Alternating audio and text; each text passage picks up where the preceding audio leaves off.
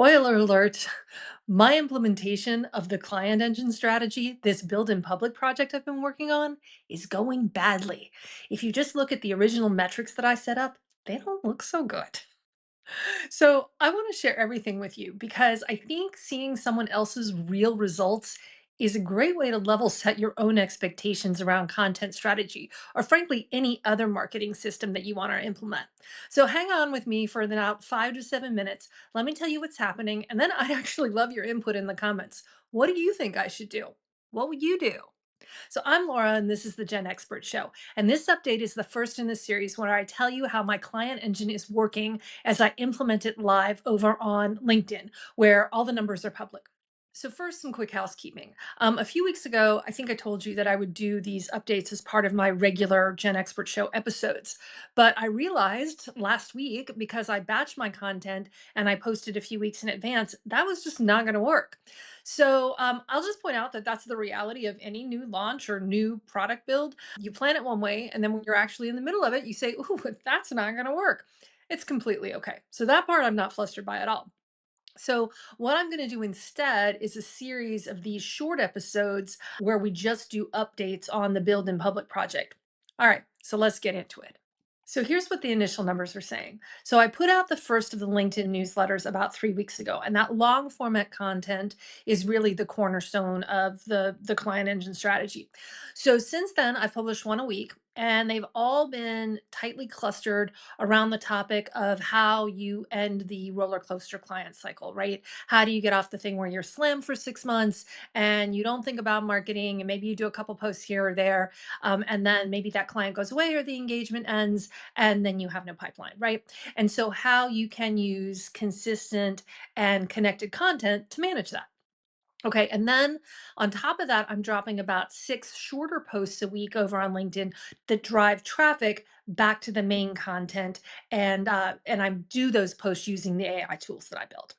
So on the surface, I will admit the results do not look great. I only have 5 new followers, and I think I got 3 new subscribers to that LinkedIn newsletter. And I haven't had any ads to the priority list, which would actually put them on my private email list. Now, that last one I'm not surprised about because I haven't generated the evidence that's going to create a compelling argument for people to really want to take part in this system, right? So I'm okay with that one, but I do wish the other two were moving faster. So I gotta admit, last week I got a little bummed, and I wasn't that crazy about doing this update. But then I dove deeper, and let's look at what else is happening. I've had a 75% increase in impressions and a 50% increase in LinkedIn members reach. And while normally I would say that those are kind of meh metrics because they don't actually move people a lot farther towards doing business with me, I think we have to be realistic about letting people get to know me first and specifically getting to know me on this topic because that's the reality of content marketing. So the lore out there is that it takes at least 7 touches to even get people to realize you're out there. So I'm not sure about the rigor behind that number, but I'm going to let that go for right now. So the uptick in impressions and reach, that's helping me build.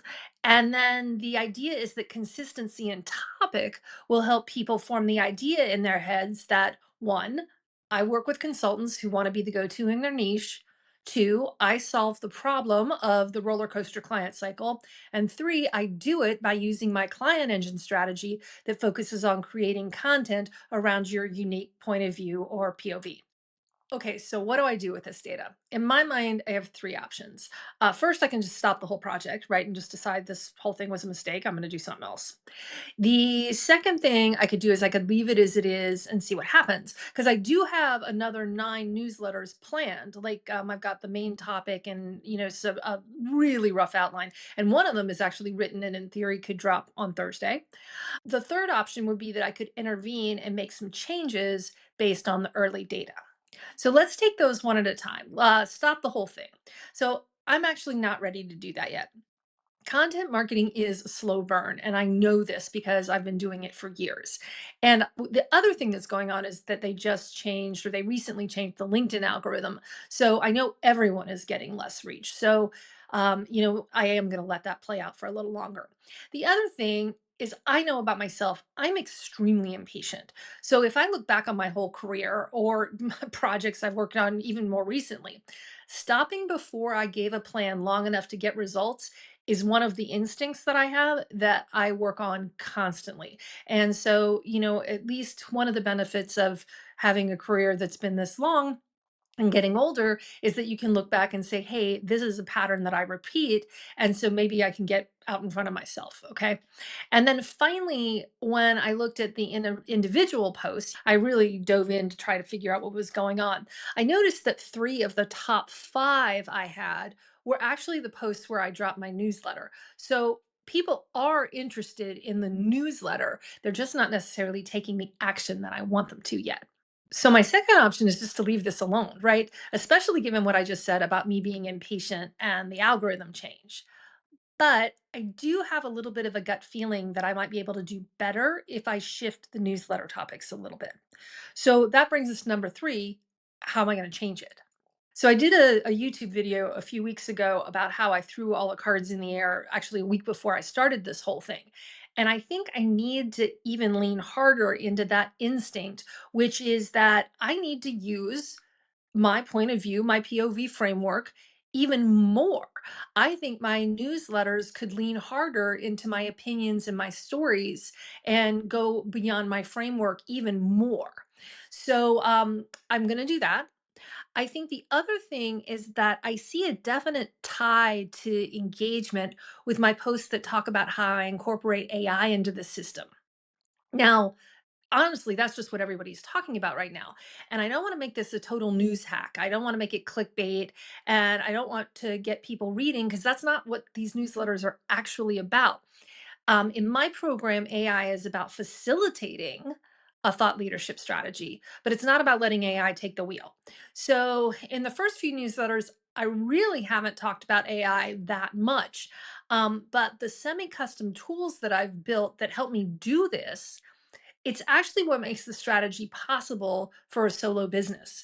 So, I think AI is what lets people like us realistically stick to a form strategy without like having to sign over all your nights and weekends.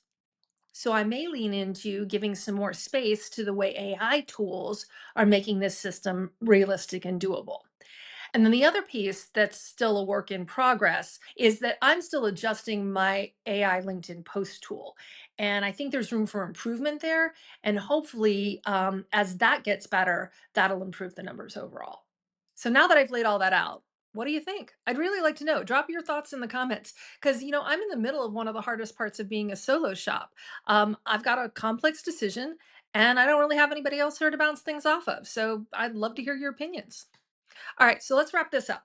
I think the reality check for me and the benchmarking for you is that early metrics aren't that telling, especially when you're applying them to a content strategy. Okay. And as I've said before, when you're launching, the most important metric that you can measure is learning. And I need to remind myself of that. So I think that I do have some early indicators about what's resonating. Impressions are up, reach is up. And I'm going to lean into where I see sort of the signal and see if I can find the noise. Okay. So thank you for tuning in today. I really appreciate you. If you're getting something from this, I'd love it if you'd like and subscribe. I think you will really like the episode I have coming out on Thursday about how to use hot takes in your marketing strategy. And I will do another one of these updates in about 2 to 3 weeks. And let's see if the changes that I'm making have an impact. All right. Until next time, see you later, alligators.